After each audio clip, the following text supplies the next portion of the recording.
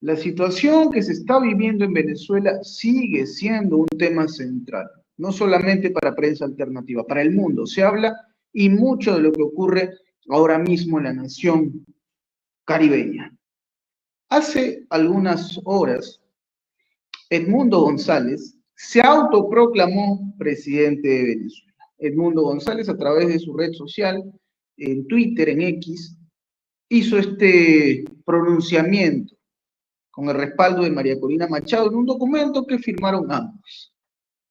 Sí, Edmundo González, el mismo que fue reconocido hace algunos días por Estados Unidos bajo un criterio, creo yo, fantasioso, ¿no? No sé de dónde sacaron ellos que Edmundo González ganó las elecciones, pero fue el pronunciamiento. Algunos hablaban ya de un Juan Guaidó 2.0. Pero señores, el asunto de Venezuela se pone cada vez más candente, más interesante en muchos aspectos. El impacto en la región, por supuesto que tenemos que hablar de eso también. La posición que toma Venezuela frente al mundo. Y para desarrollar estos temas, tenemos un invitado de lujo, por supuesto. Estamos hablando del señor Manuel Espinosa. Estamos hablando nada menos que de un analista internacional, un politólogo que es, por supuesto, director del ECREI y que además nos va a hablar a profundidad de este escenario que vivimos actualmente en América Latina. El futuro de Venezuela, dicen algunos, podría ser el futuro de la región. Muchas gracias, Manuel, por estar con nosotros en esta conversación y cuéntame, ¿qué mirada tienes sobre estos últimos acontecimientos? Muy bien, en realidad muchas gracias a ustedes por la invitación, eso. Todo un honor participar con ustedes en este tipo de análisis, entrevistas, ¿verdad? Lo que pasa es que los norteamericanos le llaman de una forma un tanto hasta eufemística, porque así esconden sus verdaderas intenciones. Para el pueblo venezolano, para el gobierno venezolano, que está profundamente apegado a su constitución, a un proyecto de desarrollo a futuro, pues estas sí son elecciones populares. Y se aventuran, porque un país tan asediado, tan agredido, con más de 900 sanciones, con pérdidas económicas cuantiosas, se habla más de mil millones de dólares.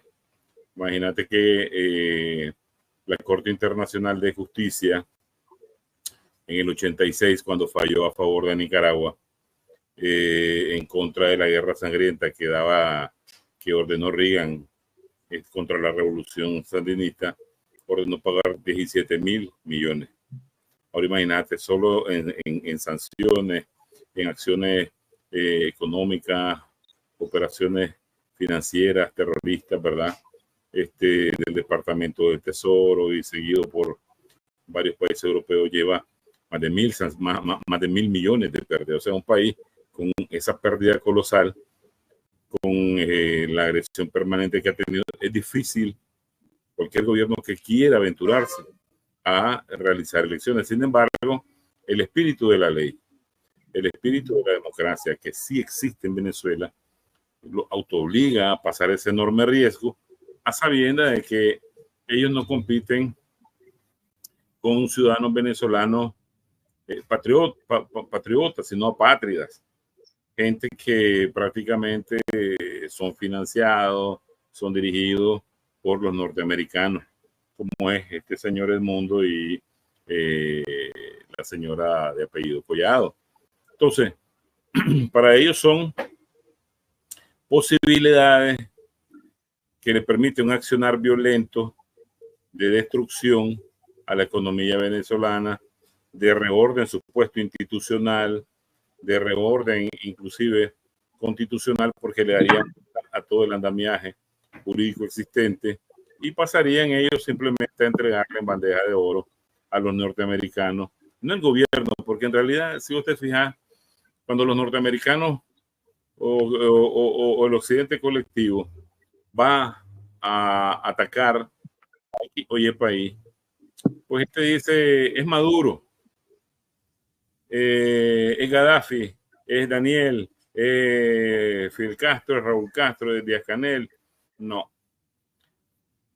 Van por los países y sus recursos estratégicos, que es lo que tienen que ellos despojar, robar, usurpar para beneficio de su propia, vamos a decir, rendimiento económico. Entonces, ellos trabajan las elecciones en el marco de una guerra política. Son operaciones de guerra política, ¿sí? Porque una elección encierra un entramado de accionar militar enorme. ¿Por qué? Porque desde el sigilo, que tenés que cuidar la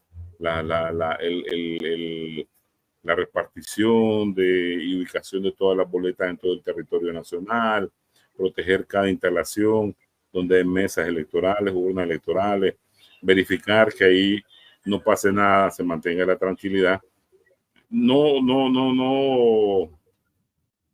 es tan fácil como la gente cree, pues, de que tú solo vas a votar, y más cuando hay planes anticipados de crear acciones violentas para interrumpir en X o Y región donde vos sabes que vos vas perdiendo siempre.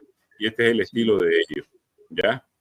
Ya cuando va acercándose siempre el cierre de la hora electoral, de la votación, vos vas a ver que comienzan toda una guerra de encuestas, comienza toda una guerra de desprestigio, toda una guerra de desinformación, que te dicen ganamos y nadie ha contado ni la primera boleta, pero ya dicen ganaron.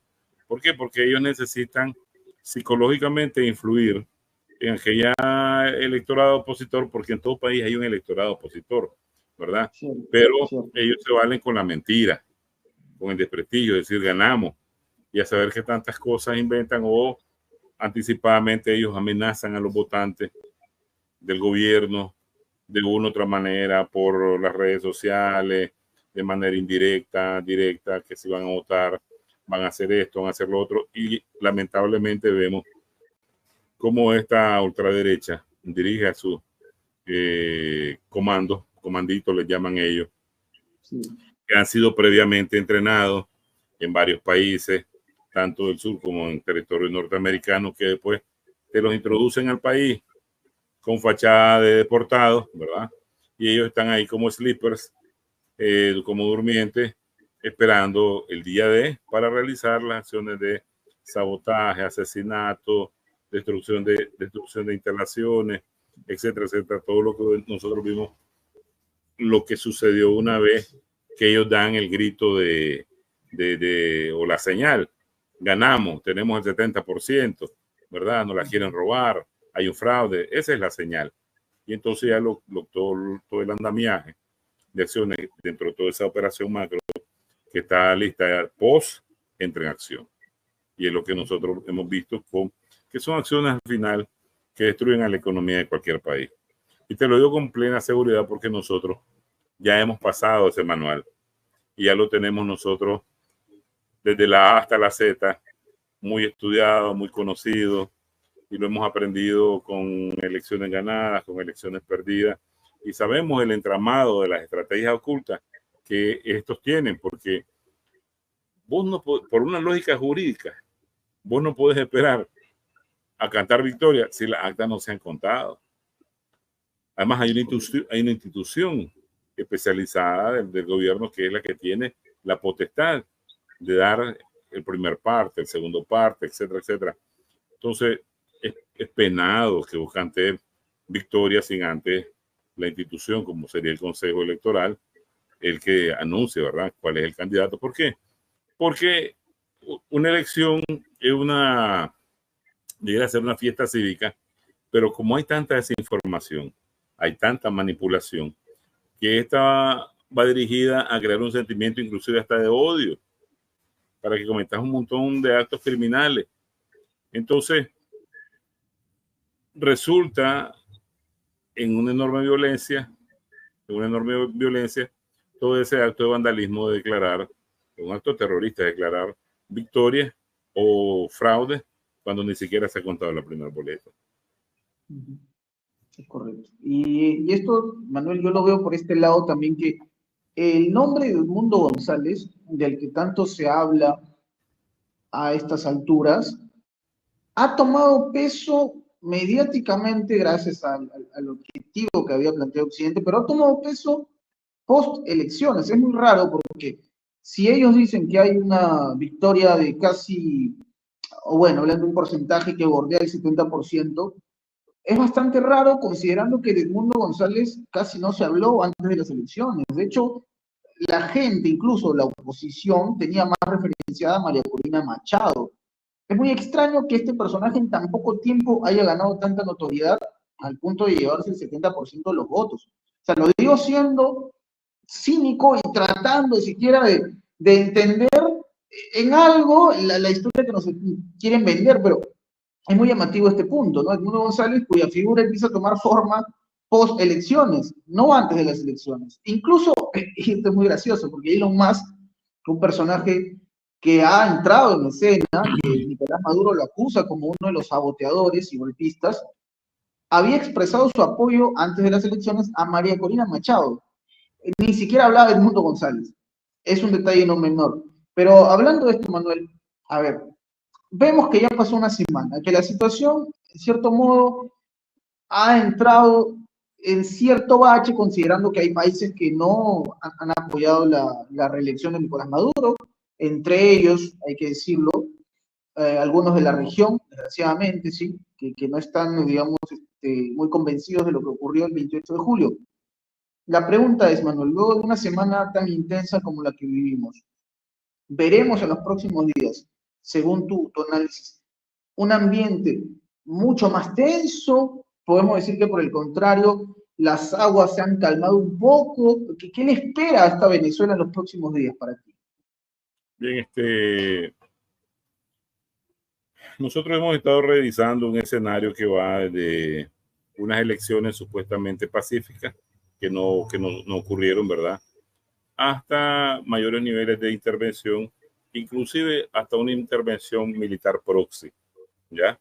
Con elementos sustitutos de guerra. Y lo quiero explicar de la siguiente manera.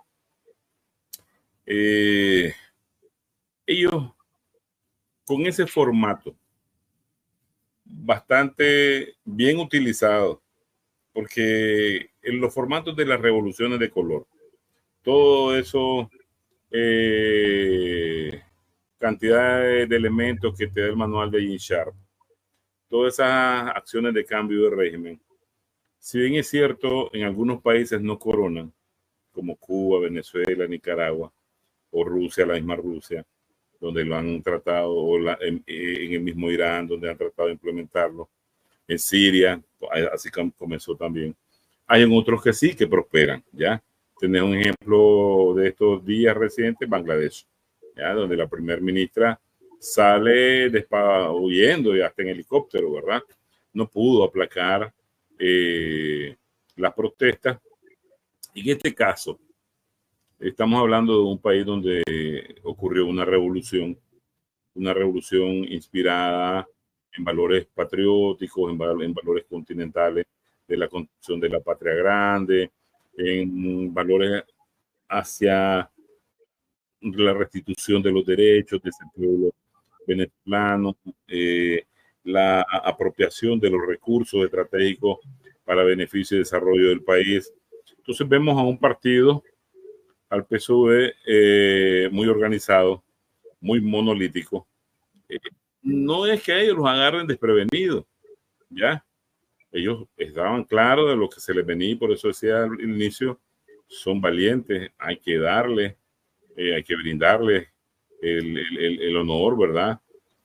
Por lanzarse a realizar elecciones democráticas, que si vos mirás bien, los porcentajes que se adquirieron son los mismos, exceptuando que en las elecciones de Chávez se ganó un mayor porcentaje, pero después es lo mismo que ha venido representando las últimas 3 elecciones. No ha habido variedad. De que de la noche a la mañana, este señor que, como bien vos decías, y como dicen en Cuba, muy conocido en su casa, nadie lo conocía, de repente iba a ganar el 70%, ya 30% más de un gobierno Porque Maduro no es el individuo, Maduro es una estructura política gubernamental que ha venido año tras año tratando de poner en pie a ese pueblo, lidiando con todo ese golpe abrumador de la economía, tratando de paliar, mitigar inclusive hasta el hambre, todos los tipos de escasez. Hay un reconocimiento en ese 51.2% de la población, porque acuérdate que pueblo, dice el lenguaje político verdadero de izquierda, que es la agrupación de vanguardia de una sociedad. Entonces ahí tenés que esa agrupación de vanguardia que está decidida a ir a todo es el 51% de la mayoría. Una abstención. Entonces esa abstención no se la puede pasar directamente a los golpistas, ¿verdad? Es una abstención que por aquí oye razón optaron por no asistir. Puede ser lejanía, el centro de votación, puede ser enfermedad, puede ser que estén en pro del gobierno. Simplemente no fueron, pero ahí hay una cantidad de gente que también se va a pegar a ese pueblo que está ahí en las calles, trabajando el día a día, entregando un sinnúmero de bonos alimenticios que vemos nosotros que se reparten hasta el más necesitado. Entonces, ese pueblo, que es mayoritario, junto con las fuerzas de orden y control que tienen una formación ideológica bien estructurada, pueden darle respuesta con facilidad a ese sinnúmero de golpistas, porque anunciaba el presidente Maduro que más de 2.000 han sido ya arrestados. Y cuando miras el background de ellos, pues ellos usan lamentablemente a la parte vandálica, sobre todo porque son pagados. Estamos viendo en las entrevistas que le están haciendo a los capturados y ellos mismos denuncian quién les pagó, cuánto se les pagó, quién era la gente de las jefes de las agrupaciones, etcétera, etcétera. Entonces, sin temor alguno, ese pueblo va a poner orden en cada una de las calles, en todo el territorio nacional. La paz tiene que llegar porque ese es el objetivo. Construir, desarrollar ese país en paz junto con el pueblo. O sea, no es un gobierno solo, no es un presidente solo, ya es una decisión nacional de futuro. Por eso no me preocupa. Lo que me preocupa es que al ellos no poder hacer el cambio de régimen como querían, porque también están sofocados. Ya Biden, el mundo es como Biden, un Biden es la dúplica, iba a ser la dúplica de Biden. Ciertamente. Neil, se ve que él ya deberá andar con el rosario, como dicen aquí en la mano, ya, iba a tener detrás de él la que iba realmente a mandar, que es la Corina. Entonces eso tampoco es democrático. Ya, eso es utilizar como en el ajedrez a un peón, irlo avanzando, irlo posicionando en X o Y casilla para ir vos jugando tú. Pero eso no pasó, pues no podía ser tan popular. Me parece que hay amenazas. Yo miré a la ministra de Seguridad argentina vociferando muy fuerte contra Venezuela. Miramos acciones cada vez más amenazantes de Argentina en el rostro de Milei, provocando, incitando, insultando. Ellos están tratando de provocar X o Y escaramuza con Colombia. Recordémonos que en Colombia hay alrededor de 7 bases norteamericanas, pero también ellos han estado trabajando mucho a Perú, mucho en Ecuador, mucho en Bolivia. Y ahí la mano militar en América del Sur, vos sabés que es cosa seria, son estructuras amenazantes. Hemos visto desde hace rato expresiones del anterior jefe del Comando Sur al respecto con las elecciones de Venezuela, que ellos estaban, en las elecciones anteriores, ¿verdad?, que estaban listos a dar una respuesta rápida, si el pueblo les daba la pauta. O sea, un país con la reserva hasta hoy más grande asegurada de petróleo en el mundo, más de 300.000 millones de barriles, no puede dejar de pensar que tarde o temprano los van a intervenir de una u otra manera. ¿ya? O sea, ni el líder se puede descuidar, ninguno de ellos, de que no vayan a intentar asesinarlo o hasta una intervención militar. Por eso tenés que estar preparado. Si ellos madrugan, otros no tienen que dormir, ya, estar vigilando todo el tiempo. Entonces, por cualquier cosa, vamos a pasar la historia con Guyana, fragatas británicas amenazando, haciendo operaciones psicológicas. Todo eso está en el recetario de la guerra psicológica y la posible amenaza de intervención. Sin embargo, tengo bien claro que tal y como está ahora estructurado y fortalecido el ejército venezolano, sobre todo, no con el armamento, porque el armamento no se dispara solo, sino con esa voluntad popular, acompañado al ejército, que tampoco el ejército no está separado del pueblo, es el mismo pueblo. Entonces pueden también enfrentar con la hidalguía y valentía necesaria cualquier acción ilógica de últimos meses de mandato de los demócratas, que están urgidos por todos los medios de que este presidente senil se vaya con X o Y grado de victoria. Entonces, van a controlar la situación, van a poner orden y paz ahí, van a aventurarse a mayores estrategias de progreso con los BRICS, etcétera, etcétera, y van a estar siempre atentos a cualquier amenaza mayor de intervención, ya sea próxima o directa, inclusive de los norteamericanos. Y qué importante en esto que comentas, Manuel, va a ser el contrapeso, porque, y es un tema que me gustaría que también nos puedas exponer lo que piensas al respecto, que es la rápida respuesta de Rusia y China, felicitando a Nicolás Maduro.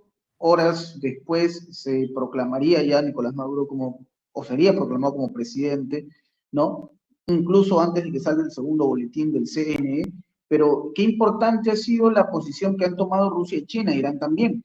Pero hablo mucho de lo que significa ahora mismo hablar de Rusia, es hablar de un país con el que la alianza es muy notoria y que además Vladimir Putin ha invitado a Nicolás Maduro, y se habla ya de su presencia en octubre para la cumbre de los BRICS. Pero ¿cómo plantear esto, ¿no? Y un Maduro que también envía un mensaje tratando de provocar a Occidente, diciendo, bueno, a partir de ahora los negocios los haremos con Rusia, ¿no? Los derechos petroleros seguramente irán dirigidos para el bloque BRICS. Un mensaje que trata, digamos, de golpear contra el hegemón. Pero a ver, la posición de Rusia y de China en esta historia, Manuel, sobre todo de Rusia, ¿cómo tomarlo considerando este aspecto? El mundo BRICS, Venezuela y su intención de llegar al bloque, ya convirtiéndose, digamos, en un miembro pleno. ¿Qué miradas tiene sobre esto, Manuel? Bien, mira, en realidad, como decíamos, la intención de los norteamericanos nunca ha sido liberar al pueblo venezolano de nada, porque nada tiene subyugado a ese pueblo. Ese pueblo es libre, simplemente ha sido extremadamente golpeado por la andanada de sanciones que decíamos y la enorme pérdida económica. Ningún país de Latinoamérica ha recibido tal cantidad de sanciones, ni ningún país de Latinoamérica ha recibido tal pérdida económica de más de 1.000 millones de dólares. Por ejemplo, Argentina, que le prestaron más de 45 mil millones de dólares y se lo robaron prácticamente la élite del macrismo, pero ese es un problema que ni siquiera los Estados Unidos han perseguido a nadie ni han encarcelado a nadie, ¿ya? Es un problema de enfrentamiento directo de una potencia contra un país que tiene inmensos recursos en petróleo, en gas, en oro, mayor productor de oro de América Latina. Entonces, ¿cuál es el problema? Los norteamericanos están urgidos en este tiempo, diríamos nosotros, de gran reseteo, que te está permitiendo hacer cualquier tipo de posibilidad, ¿verdad? Desde las más atroces, como la que está haciendo Netanyahu en el Medio Oriente contra el pueblo de Gaza, ¿verdad? A una posible intervención militar. ¿Por qué? Porque Venezuela, entrando a los BRICS, garantizaría su posibilidad absoluta de desarrollo, de hiperdesarrollo, lo que la convertiría en una enorme potencia regional. Pero ¿cuál es la diferencia? Cualquiera dice, no, pero Brasil es una potencia regional, pero ¿cuánto Latinoamérica se beneficia de un Brasil? Y por eso a veces vemos un discurso de Lula bien confuso, no tan ecuánimo ni directo en la lucha contra el imperialismo como lo podríamos oír de Maduro. Porque el papel que va a jugar Venezuela dentro de los BRICS, y yo creo que habría que desde ya reconocérselo, no solo es para Venezuela, es para fortalecer las economías, desde luego, de sus países aliados, pero también marcar mayores elementos, crear mayores elementos de la segunda independencia de América Latina. Y entonces ese es un gran temor. ¿Por qué? Porque también la entrada de China, la entrada de Rusia al continente, en la voz de la jefa del Comando Sur, Laura Richardson, dice que eso representa un peligro de seguridad nacional. Y Venezuela está entrando a los BRICS. No es que está entrando y solo Rusia y China están entrando a los BRICS,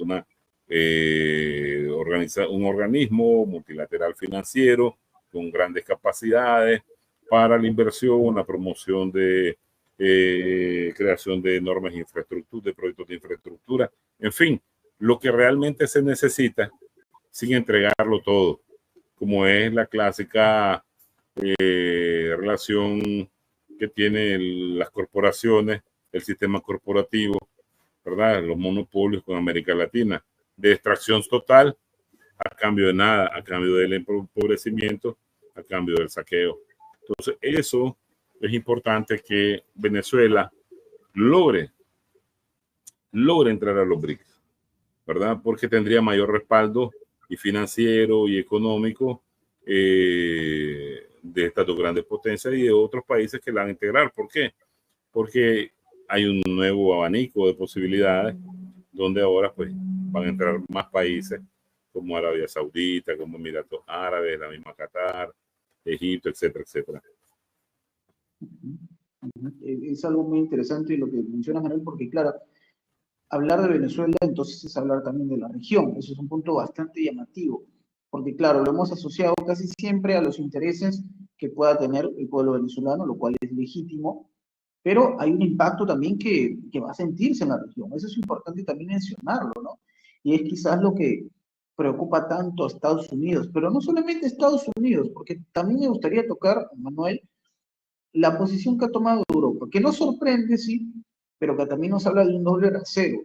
Tenemos una Europa, una Unión Europea, que desconoce el triunfo de Nicolás Maduro de manera previsible, creo yo.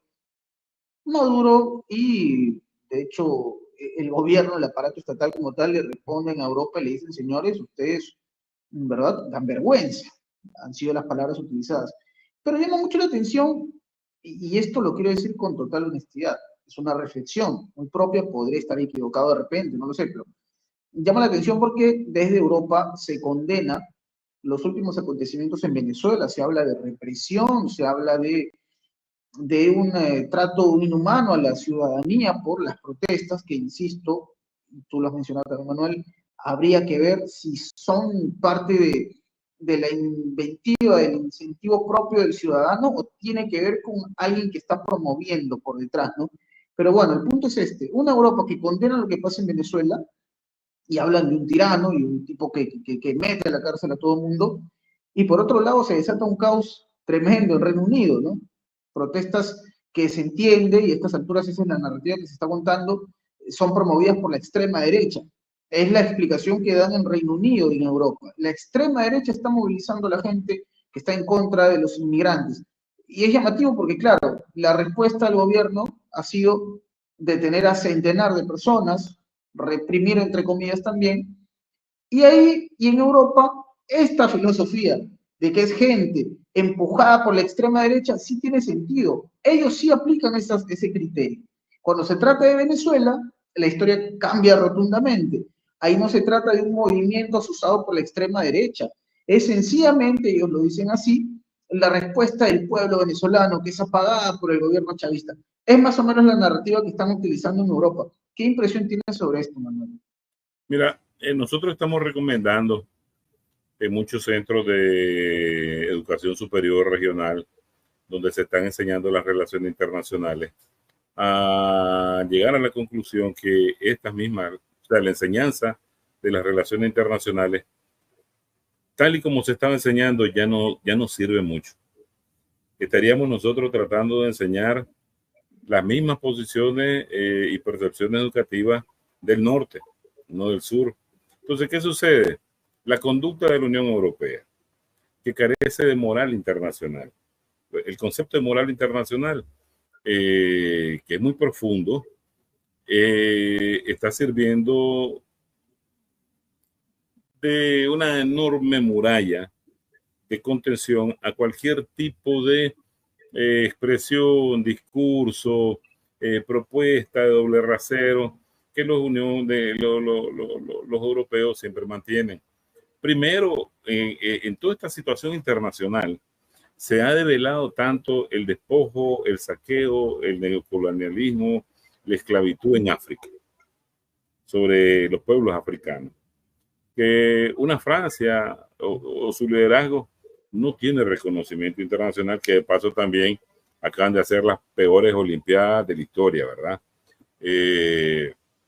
Mira la situación de Inglaterra, prácticamente una guerra civil donde la ultraderecha se ha autodesinformado para llevar a cabo todo lo que han hecho en contra de los inmigrantes de África y el Medio Oriente.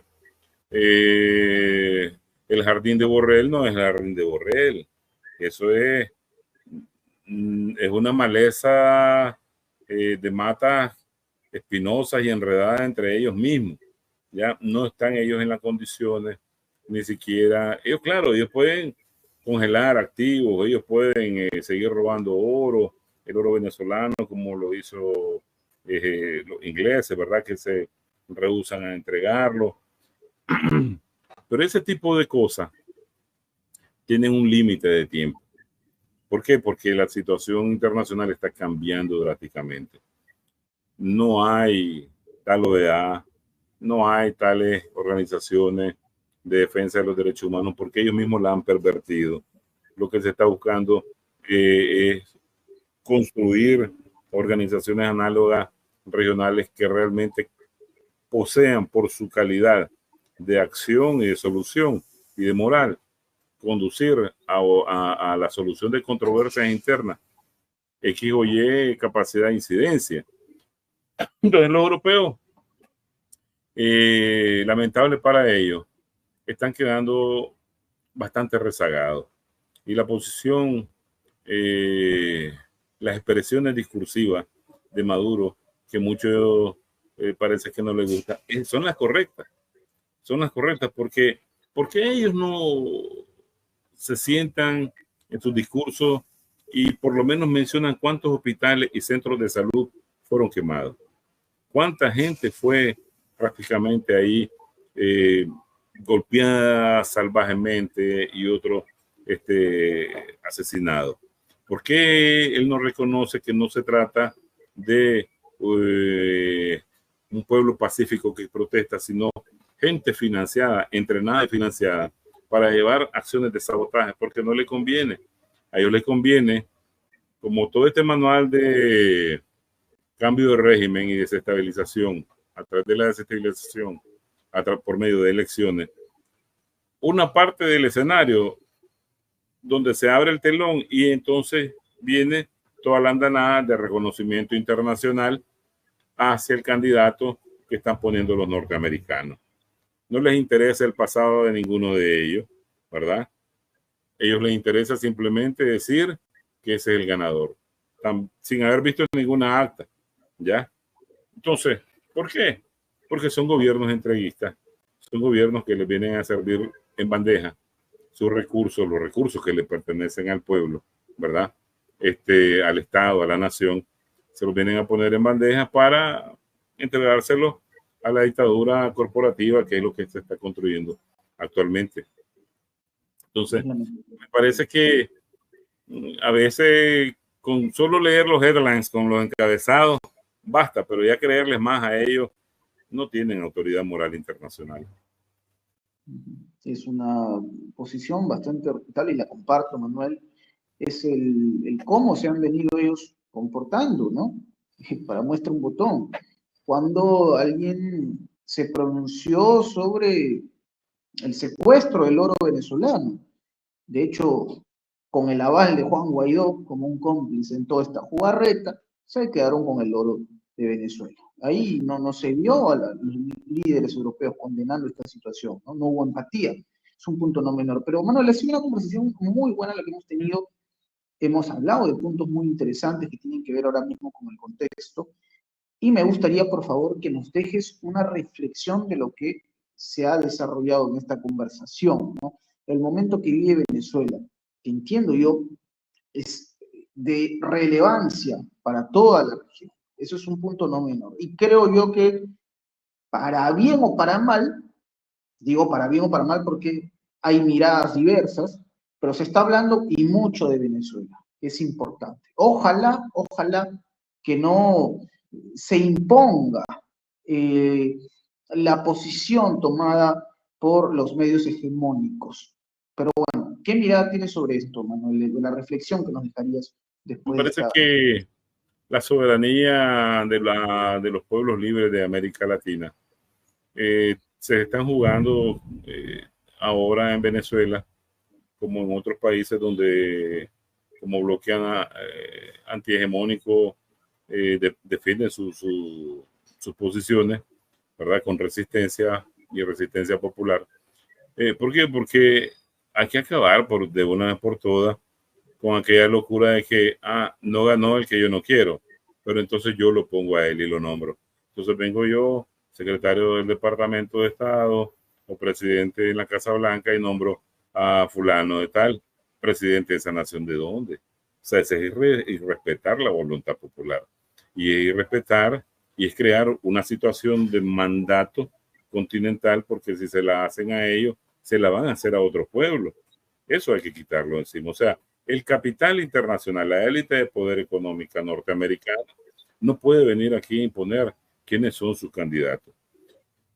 Lógicamente, nosotros vimos con bastante preocupación el ataque masivo en las redes sociales, sobre todo en TikTok y en Instagram, con noticias falsas, noticias de hace años, noticias ya hasta descoloridas, que tratan de generar en el corazón del venezolano la apatía, el odio, el rencor, la venganza hacia un gobierno que te digo, ningún país de América Latina, habría que ver, por ejemplo, si Brasil u otro puede aguantar una pérdida de más de $1.000 millones en productos, que su capacidad de comercialización del rubro de mayor importancia te la minimicen casi a cero y sobrevivir, o con más de 1.000 sanciones.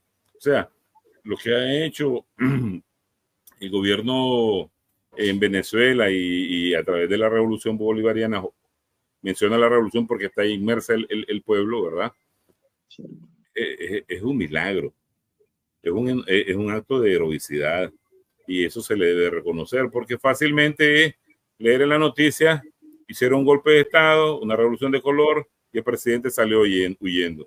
Y te quedas con un pesar, decir, ¿cómo no se organizaron más? ¿Cómo no pelearon más? Este no es el caso de Venezuela. Venezuela se ve que está bien estructurada su defensa, ¿verdad? Ahora, se me olvidaba solo decirte algo rápido. Hablan de Venezuela, ¿verdad? Pero no hablan con esa misma intensidad de promover un cambio de régimen en Israel. Más bien llega Netanyahu a Washington y lo aplauden. Cierto. Está bombardeando el Líbano, está atacando a grandes dirigentes y en el Líbano y dentro de Irán, otro territorio. Se está tratando de provocar una guerra mayor, y ya sabemos, más de 40.000 muertos en Gaza. O sea, prácticamente ellos están provocando toda una situación de guerra, que algunos podrían decir, no, pero es cierto, pero la están provocando solo en la región del Medio Oriente. Cuidado. Y también están tratando de provocar una situación mayor desestabilización en nuestro continente, solo para evitar que los BRICS en la cara de Rusia o China entren a la región, ¿ya? Entonces me parece que hay que estar con el pueblo de Venezuela. Ellos están cogiendo un camino muy difícil por el que hayan caminado, pero salen triunfando, sin duda alguna siempre van a salir triunfando. Exacto. Ese es el propósito al final, como tú lo mencionas, que se respete la voluntad del pueblo, es decir, tal cual, que no se imponga, insisto, que no se imponga esta narrativa porque, tal y como lo planteas, Manuel, si es que les resulta esta jugada, no quepan dudas, será replicada en otros momentos de la historia, y así no debería ser. Gracias, Manuel, por tu generosidad, por compartir con nosotros esta conversación, tu conocimiento. Para mí un honor poder estar contigo en esta jornada, en esta entrevista. Y bueno, Igual. el público nos dejará sus comentarios, sus impresiones. Nosotros siempre respetuosos de lo que ellos digan, somos muy abiertos en ese aspecto. Así que nada, agradecerte nuevamente, Manuel, a nuestro público de Prensa Alternativa. No olviden suscribirse al canal, que es totalmente gratis. Únanse, vuélvanse miembros de nuestra plataforma, nuestro espacio. Mi nombre es Enzo Achante, nos estaremos reencontrando en una próxima oportunidad. Hasta la próxima.